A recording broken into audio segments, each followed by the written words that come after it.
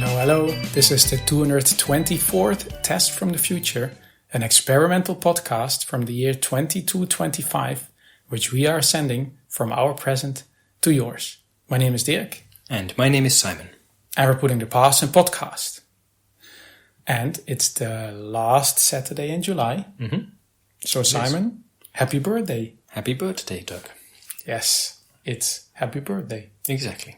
A national holiday that we totally celebrate every year, though I think last year I may have forgotten about it. But it's the kind of thing where, the discounts are nice, but there's always an excuse to get discounts. And sure. I do like the bird part of it. That part's always been interesting. Nice wrapping paper and so on, dressed with feathers. Mm-hmm. Exactly, writing with a quill for the day. Yes, exactly. So lots of bird things happening on Happy Birthday. And we thought... let's take the opportunity to speak about birds. Exactly. Those flying creatures that go around in the sky. Yeah. And you can understand how we got the idea. Mm-hmm. Happy birthday, birds. Mm-hmm. Huh? It's a pretty logical connection. Yes. This is, you would think, less of a tech topic, but there's some technology there. There is.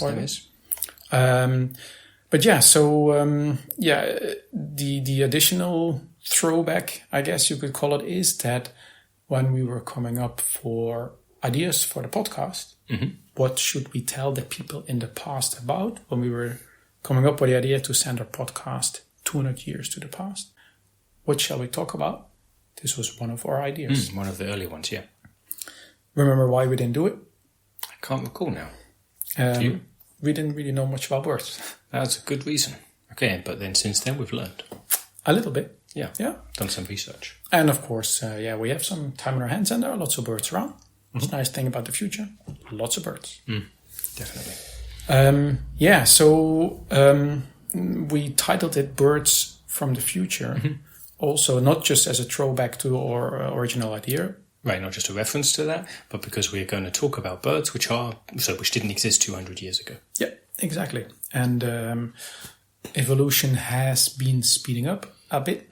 I don't know if maybe more development is a better word. It's not really evolution exactly, but I guess. Yeah. Either way, birds have been changing a whole lot more rapidly in the last 200 years. Yeah, it's like some other animals as well, but with birds you particularly notice it.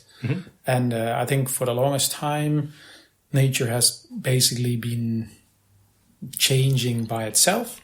Take thousands of years to maybe grow a tusk or whatever. I guess humanity has been advancing. So nature wanted a piece. Sure. Yeah, so what we did for today, what did we do for today? We made, like I say, we did some research. So in a moment we can talk about how all this stuff has happened. And then also we've thought of some of our, I don't know if favourite is the word, but some interesting birds that we'd like to talk about. Birds that we particularly like for some reason. Either because they have a good name. Or, so we mentioned before where, either it's development or evolution. There's also one additional explanation of why some birds evolved. And that's because of the sentient animals, right? Right. Maybe, because it's a little bit clear if this actually had an influence or not, but maybe we tell the listeners. So that was a program, I guess, quite some decades ago now, where some people were like, hey, wouldn't it be cool if animals were sentient? Yeah. And so, they experimented and, developed a technique for that to be possible. And there was no kind of regulation or anything. It was basically a project that some folk were doing for fun. Okay, so it succeeded. And by now, there are many animals which are sentient, including birds. Yeah. And, we even had one on the show a while ago. Sentient pizza-delivering dinosaur child. Yeah, correct. The program has stopped by now, but of course the sentient animals by now have kind of like an existence on their own. Yeah. And of course, they also adopted some of the technology for their own means. So if they were originally a sentient hippopotamus, hippo. Yeah. I should come up with other animal examples that I can pronounce better. Let's say if a warthog thought, hey, how about I use this technology, then they can now, as long as they're sentient. Yeah. Well, at least they can conceive of it and make their wishes known, like, to humans much more easily. Yeah. To robots, for that matter. And that was the point. So with the birds, that birds, before that they were sentient, would make use of human technology. Yeah. But once they became, so as an example, magpies, they would fly around, see shiny things that they liked, take them back to their nests. I guess they wasn't strictly speaking making use of it, but they were modifying their living conditions. But then once birds became sentient, then they could, like I say, communicate with people and with robots, and then to the point, understand what was going on with the technology in the world, and then make decisions for themselves, how they wanted to use that technology to modify themselves and their circumstances. It's nice how you use magpie as an example, because they were actually, the sentient magpies were actually at the forefront of using technology, because they were like, cool, I want this as well. It's like kind of like how they were when they were non-sentient. Yeah. And then, they even saw, I want this tech over here because that will make it easier for me to get even more stuff. Exactly, to get even more stuff. That could be their slogan. And then I don't know if we mentioned it before, but so that program, like you mentioned, has been shut down quite a while now. So by now, all the sentient animals actually, they're not first generation, Yeah. They're like, depending on the species, there's at this point 10, 20, 30 generations since the initial batch of sentient animals. So they're used to being this way. It's not like a new thing for them. True. Yeah, so it's also where there's a species start and end and so on. So for the sentient animals, it was initially fabricated but then reproduced. And with the, let's say, the more organic evolution or development, it's kind of more influenced by the environment. There's so much technology in the environment that it's kind of like made its way into nature, I guess. Yeah. And sure. And then nanobots, especially nanotech in general. Yeah. When 200 years ago, a chunk of a car engine falls on the ground, that's not really going to influence animals. I mean, maybe some animals make use of it as like a small home or something. When a blob of nanotech falls on the ground and then a bird comes and eats it up as part of something else, and then it modifies their body greatly, that's a whole other level. Exactly. And it's like, I guess, pigeons used to live in the rainforest, and when people started building cities and chip stands, then pigeons started to live on chip stands and eat chips. Yeah. And then when people started to produce chips in factories, see where I'm getting at? Chip factories? Yes. Like computer chips? Yes. That was a bit of a stretch, but I see what you did. I was also coming up with the idea while I was talking. Okay. Yeah. Okay. But anyway, so this is how evolution worked. From rainforest to chips. Okay, yeah. And I was mentioning eating up globs of nanotech. And then chip factories, they weren't eating the big rigid chips, the really big sharp ones. They couldn't eat those. But once the tech got small enough and was like gloopy and blobby, then it was no problem. Apparently you can digest them better when you take them with fish. Makes sense. See where I'm getting at? I do. Okay. Enough about this.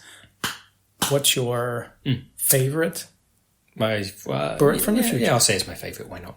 I'll say my favorite bird from the future, from the year 2225, for our listeners 200 years ago. My favorite bird is the Scarlet Cardinal. Ooh. And it's an extra, super, ultra red version of the Northern Cardinal, which they had 200 years ago. But the biggest difference here is, so back then, the male was red, the female was brown. Now here in the future, they're both red. How cool is that? Very cool. And both extra ultra red, like I say, way more red than they were in the past. Nice. I like this evolution as well. So kind of some sort of... some equality. Yes, that's what I was looking for. They're sentient, they know what's going on. They like the colour red. It's like, how about we both be red? Yeah, exactly. How about we both be red? And then maybe there was a reason for one of them to be brown in the future. In the past? Yes, in the past. Long ago. Where maybe there was like a jaguar that liked cardinals, and it was okay if they ate the red cardinal, but they were ignoring... Eating the guys is okay, just don't eat the women. Exactly. Maybe. I don't know. I'm making just things up. Nature usually has a reason for something. But like... I think it was more just that, with most animals, the male is the one that's more flamboyant, makes more of a show. Not all animals, but most animals. So I think that's the thing with the red cardinals. Okay. Okay. But then this got evolved like this is not really necessary. Definitely. Or we both want to be flamboyant. Exactly. Because I know the one you're talking about, you have that on, like you have a tiny statue. Exactly, yeah. And that's indeed super rad. Mm-hmm. Can I mention one of mine? Please do, yeah. It's the Neutronotary Warbler. Mm-hmm. It's also an evolutionized version of, I think it's the Photronotary Warbler. Mm-hmm. The difference is that the Neutronotary Warbler is luminescent yellow. And this is... like on high-vis jackets that construction people wear? Not just that. Even if the lights go out... Ooh, it glows. Exactly, you can still see them. Mm-hmm. And initially I was like, that doesn't seem like a very bright idea where everything is black except you. Mm-hmm. And especially if you're, You draw attention to yourself. Exactly, like the previously mentioned Jaguar that's no longer interested in the Cardinal is maybe now moving its attention to that bright yellow bird sitting up in the tree. Sure. Apparently, it does quite the opposite because it looks very unappealing because nothing is illuminating. Yeah. Predators don't want to eat it because they think there's something wrong with it. Oh, right, like a poison frog that's like super bright blue or something. Exactly. And on top of that, it allows them to see in the dark. Like to light up the area around them. Exactly. So they don't sleep anymore. Ever? Yeah, apparently. Okay. Because they used to be day birds. And now at night, they can also look for insects and seeds and whatever they're eating. So maybe when they're flying around, they kind of sleep on autopilot, but then when they want to hunt... I guess, I don't know, it's like apparently it's... there was the initial hypothesis was that they did that so they could eat more, but later they added that also because they were so bright yellow, they couldn't really sleep because they were giving out so much light. Yeah. I guess their eyelids weren't thick enough to block the light. Yeah, maybe that's a future step in the evolution. Right, small sunglasses, or not sunglasses, sleeping masks. Imagine... but if their eyelids themselves are glowing, that's not going to help much. Yeah, I guess, yeah. Apparently that's why they don't sleep much. Fair enough. Yeah. They also, fly into things more, I guess, because they're tired. Yeah. Okie dokie. What's the next bird on the list here? Oh, yeah. What's that? You got a call? This is from work. I can you take it and we cut it out later? Yeah, sure. Yeah. Of course, no problem. Okay. Hey, Janice. Yeah, I'll be there. No, I'm still recording, but shouldn't be long. Yeah, I'll be at the volleyball. No, I think by myself. Where are you going to be? Did you take the jelly beans? Yeah. No, no, everything is completely pulverized. No, not just your jelly beans, everything. Okay. Yeah, just put them in the sinkhole. And then Skeletor can take... What? But he was going to bring a shuttle. Oh, come on. I can't do volleyball and the bouncy castle. Can you talk to him? Okay. Because he also didn't show up last time, right? Okay. Okay, cool. Then see you later. Ciao. All's good? Yeah. Work stuff. City council. Sure. So we have an event later and whatever. Okay. Not super exciting. That reminds me, I wanted to ask, how is your More Dirt in Frankfurt thing going? Yeah, we have some regulation issues.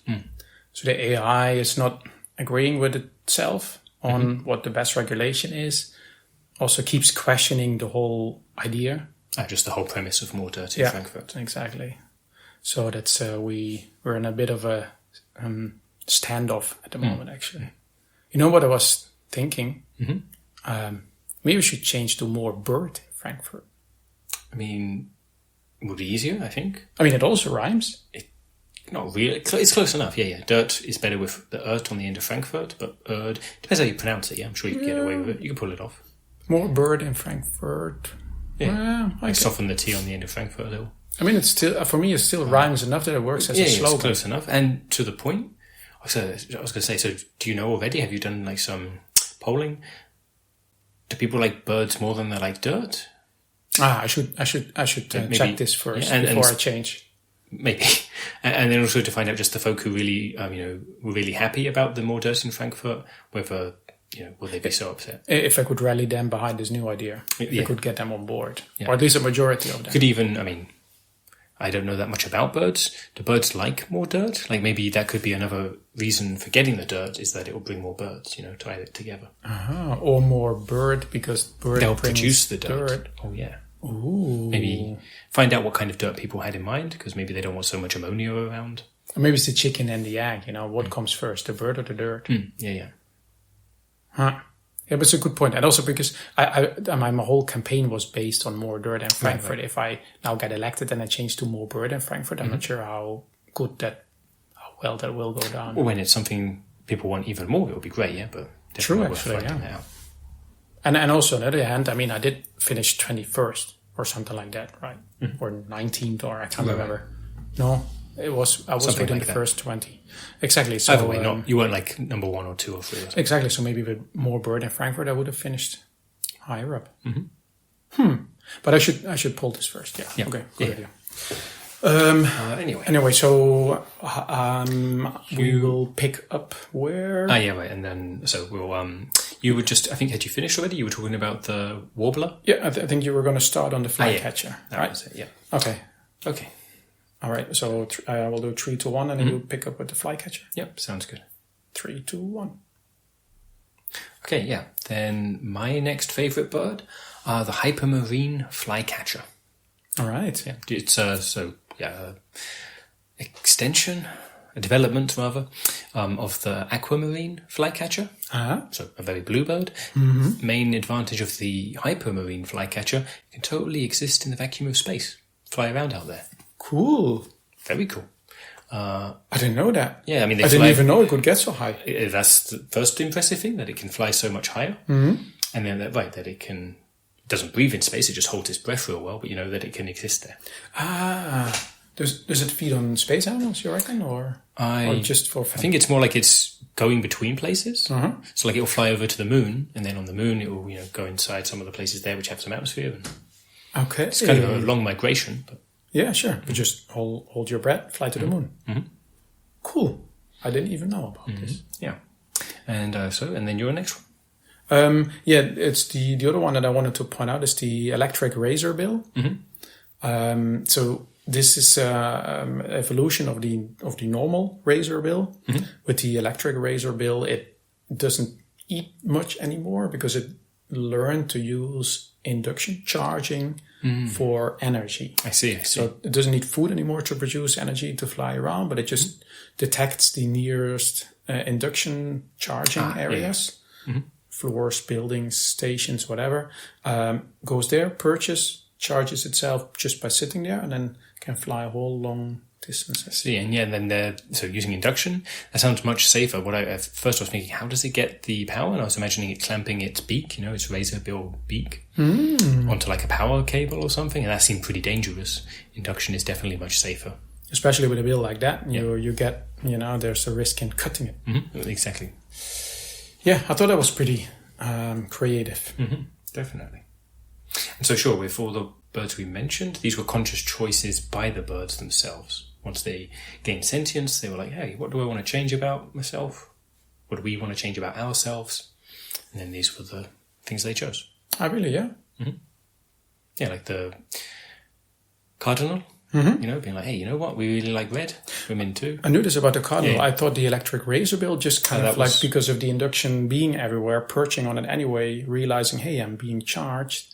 I don't need food anymore. The food. Okay, but so it was an accident that they charged. Maybe they did eat up some of the nanobots, and that maybe a chance mutation. Yeah, or I don't know exactly how that happened, but it could be a sentient thing. It's kind of hard to figure out. Well, it's hard for us to figure out speculating right now. I guess if we wanted, we could call one up. Yeah, ask. Or we could invite some sentient birds on the show. That's going to be fun. Yeah. And I just realized that because birds live shorter lives, or at least the birds we're talking about today, they don't live such long lives compared to humans. They've had many generations, and it may be. So we will ask: have they kept records? Do they remember how this all started, or is it like it happened so long ago? That's how it is now. If they're sentient, they must have kept records. Hopefully, maybe through song. Yes, I hope so. Okay, well. These were some of the birds from the future. Mm-hmm. Some of them. Many more, of course. Yeah. But now we have a listener email. Yeah. Shall we respond to that? Yeah, sure. Let's do that. So Cassandra, she emailed us last week. Yeah. Emailed us again, asking more about the Robot Buddy program. And she specifically wanted to know how I got into it. She asked a bunch of questions about yours, because apparently we've never mentioned yours before. Sure, no. And I somehow thought we had, but okay, thinking about it. Also, she says we didn't. Let's trust her. Yeah, thank you for probably listened to all of the episodes. Exactly. Thank you for being a devoted listener, Cassandra. But she asked if I'd committed a crime. Is that how I got into the Robot Buddy program? Because that's how I got in there, right? Exactly. Like it was part of your, not punishment exactly, but basically part of what you needed to do to make up for what you had done. Yeah. But no, for me, it was the inverse, So my Robot Buddy had... done. I won't go into details, but had done something not quite legal. Mm-hmm. And basically, they needed to join the Human Buddy program, to kind of make up for it. And they need a human buddy. And so, because of your, seeing how it had gone well with you with Napoleon, I thought, you know what, I'd like to try that out. So I put my name into the hat, and they said, you give it a go. Yes, now I remember. Mm-hmm. I had actually forgotten about this, I have to be honest. That's fair enough, we especially especially yourself, you have a busy life. Yeah, no, but also because it's quite a while, it's like this is something where when initially starts, it's like, okay, who are you? What's your background? Why are you here? And so on. And then years later, it's like, everyday life, you forgot how you got there. Yeah. Cool. Yes. So just hopefully that has... Answered Cassandra's email. Yes. And also cleared up that I did not commit a crime. Yes, exactly. Very important. Yeah. Yes. So, listeners to Test from the Future, please send us an email to michaellasagna5@gmail.com. Put the number 224 into the subject line so that we know this episode successfully went back in time. And if you want, feel free to accuse Dirk or myself of other crimes that we might have committed. Exactly. All right. So thanks for listening, and see you in 200 years. Bye-bye.